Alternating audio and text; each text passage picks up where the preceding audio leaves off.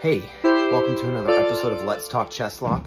Today we talk to my mom again about my late father who died about 4 months ago.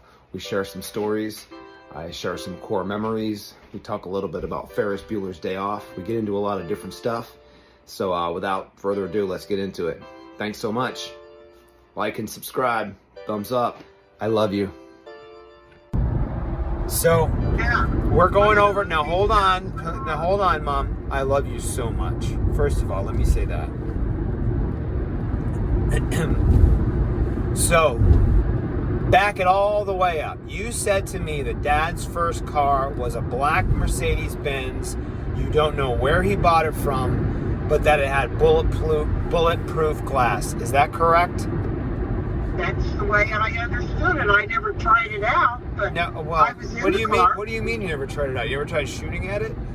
I never tried shooting at it, but that's what he told me. It had bulletproof glass. Well, do you believe him?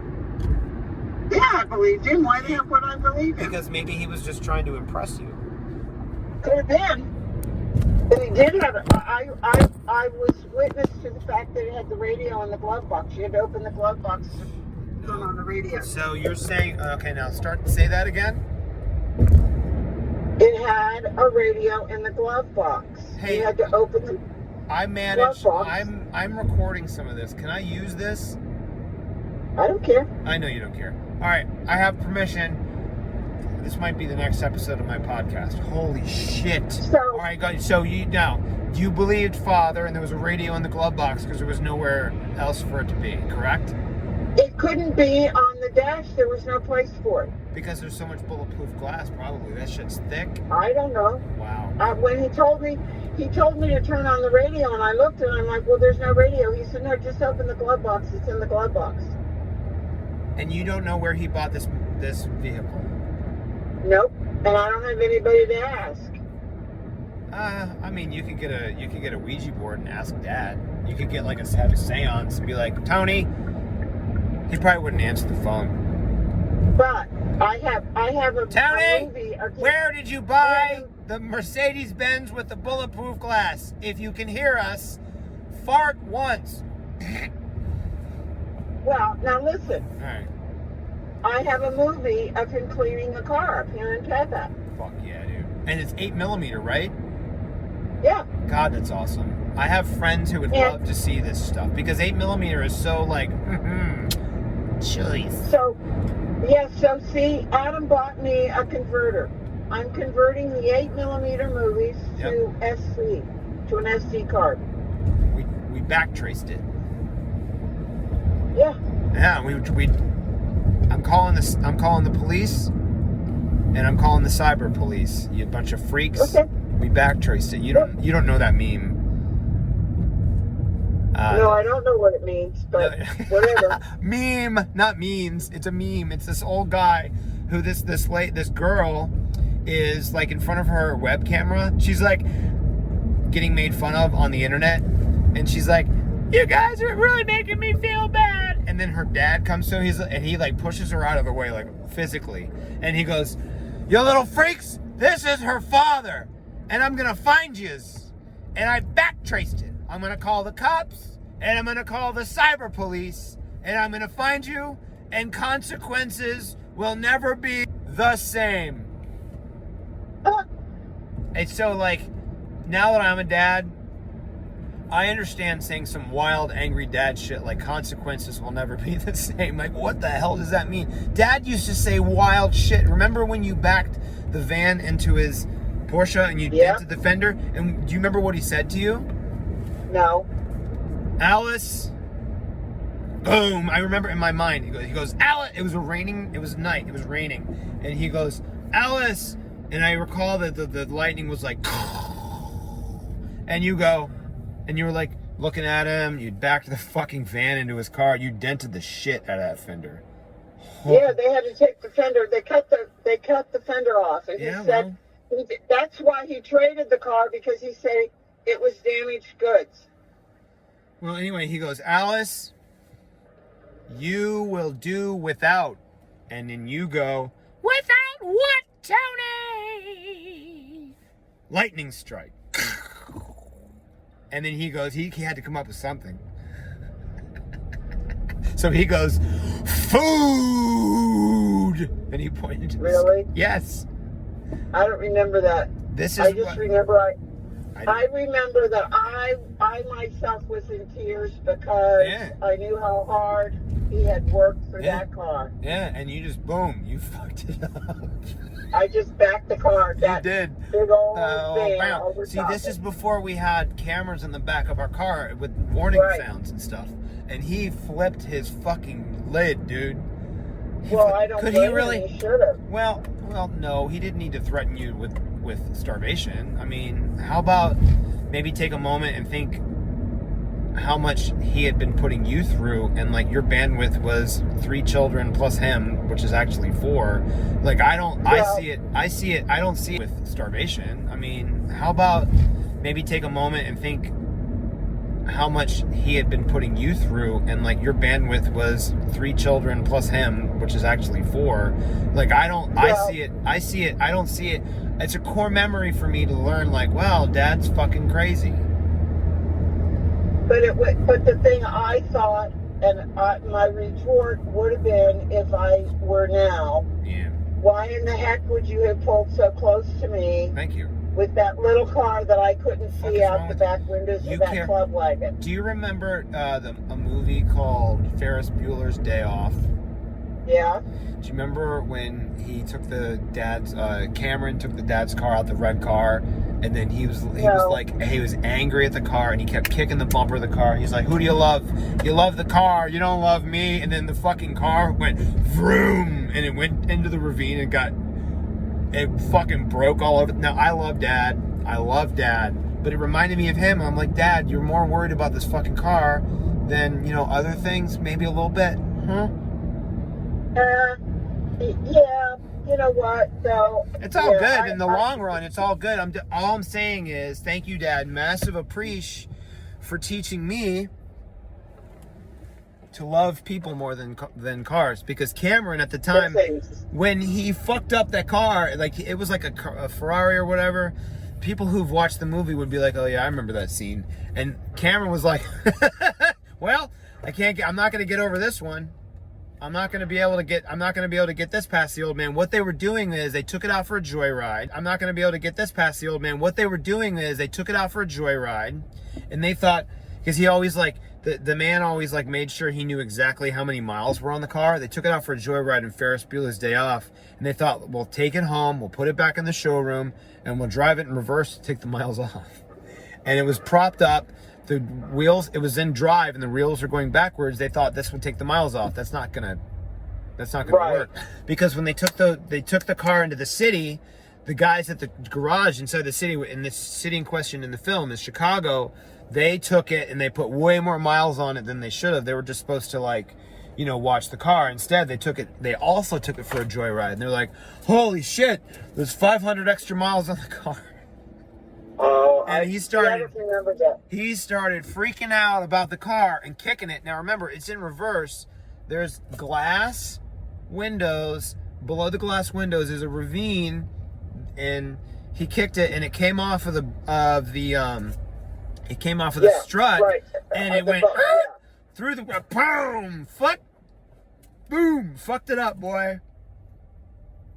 I don't remember that, no. And then this reminds me, as a core memory,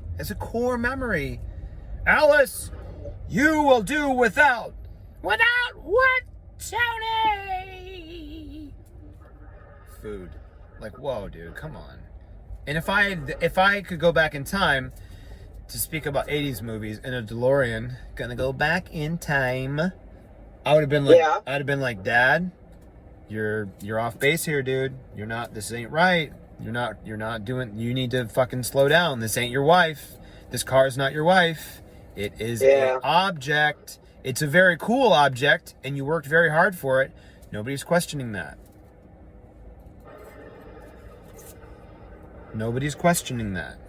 Yeah. But here you are, and now Dad's in the ground growing trees. God bless him. Yeah. I'm proud of him. I'm honestly now, I don't know, in a weird way, I'm massive appreciation, dude. You taught me what I hate to say it. Or maybe I don't hate it. Maybe hate's not the word. Massive appreciation. Thanks for teaching me what not to do. You know, your dad had so many issues, and I see pictures of Pap, and it kind of cringes my soul. Pap was not a nice person. No, Pap was scary. Just because you're doing better, than your father, that's not good enough. Like, I'm trying. That's why I'm in treatment. I feel good. Oh, I know. Psychology, psychiatry, why not? I mean, like, Dad should have been diagnosed with whatever I mean, I know he was manic depressive. I'm certain of it. I'm certain. Yeah. That's why he buried it in alcohol. Anyway, so that's the long way of saying that. Okay, and then the Jensen Healey, he had the second car was the Jensen Healey, or somewhere in there. I think he purchased my story. The story I'm telling myself is that Dad purchased that Mercedes-Benz with bulletproof windows from like an Eastern European gangster type. Could have been, because I mean, there were people in Wheeling like that. Yeah. Yeah, of course there were. Could have been. I've interacted with some organized crime people in my day. Oh, well, over at Tampa Jesuit, hell yeah. Well, no, not just there. Quarry Street. Well, but there were a lot of them. Quarry Street. Tampa Jesuit. Yeah, I know. Santo Tropicani's kid. Yeah, I know. Joey, don't say his name, but Joseph. Yeah. Joseph, not Ford, but other race car. I wonder about him. He was cool. He was cool to me. What I learned is if you're standing in front of somebody who has very clearly done some weird, bad shit, you cannot fold. Don't fold. Look them straight in the eye and be like, hey, I'm doing my damnedest. Please get out of my face. And they usually do. Or they won't, and then you got a problem. And it's like, all right, let's go. Lunch pail time. Seriously. Yeah.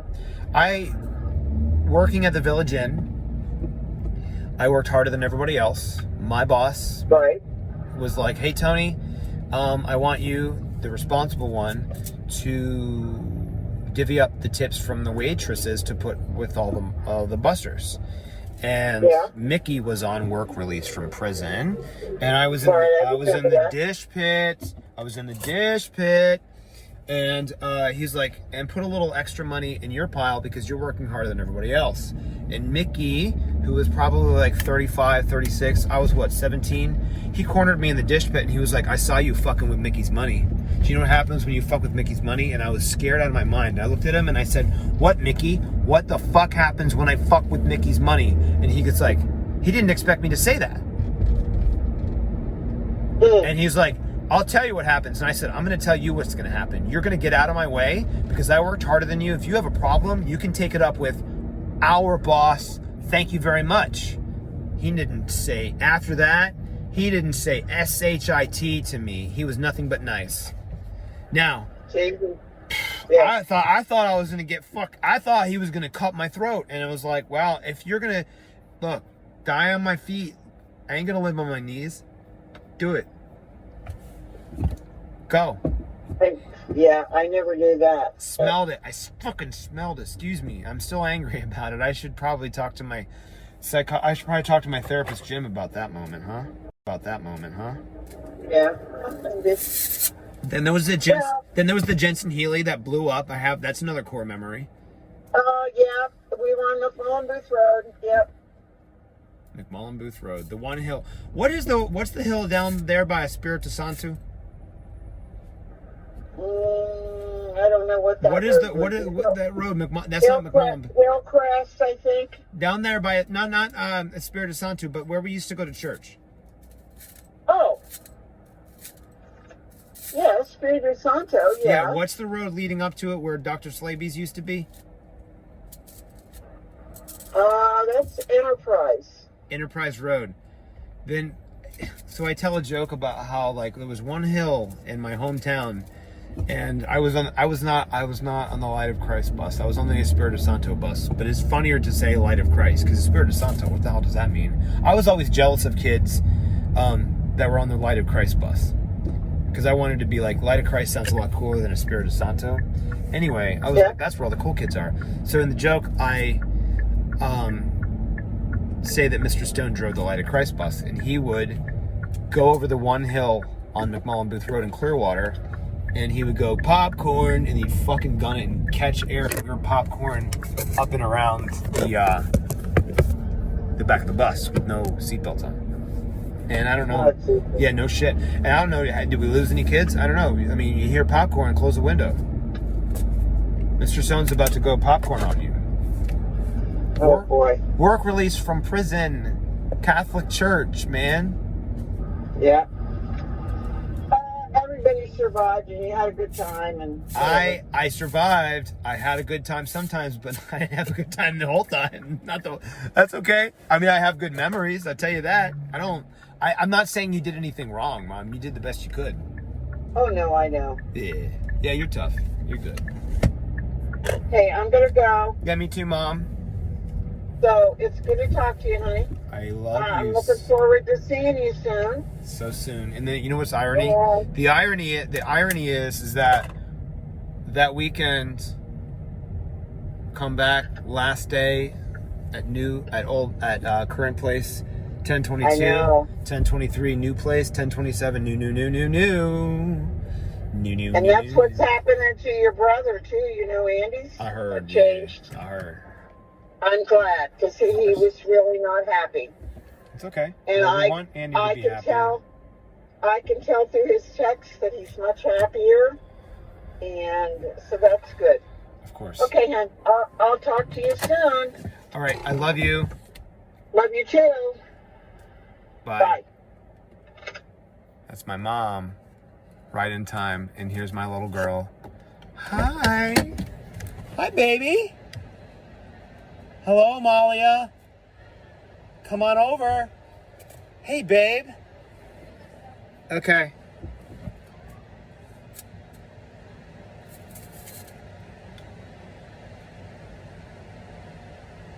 My sweet girl, my sweet daughter just pulled up. Pulled up. Pull through. Pulled up. Pull through. We're going to keep the camera going for the time being.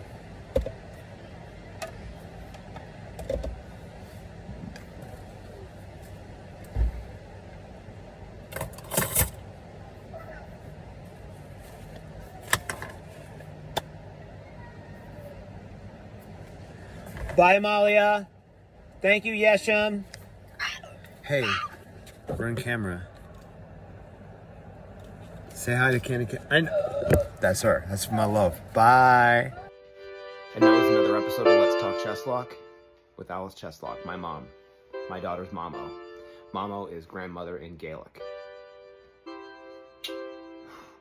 Love you, Dad.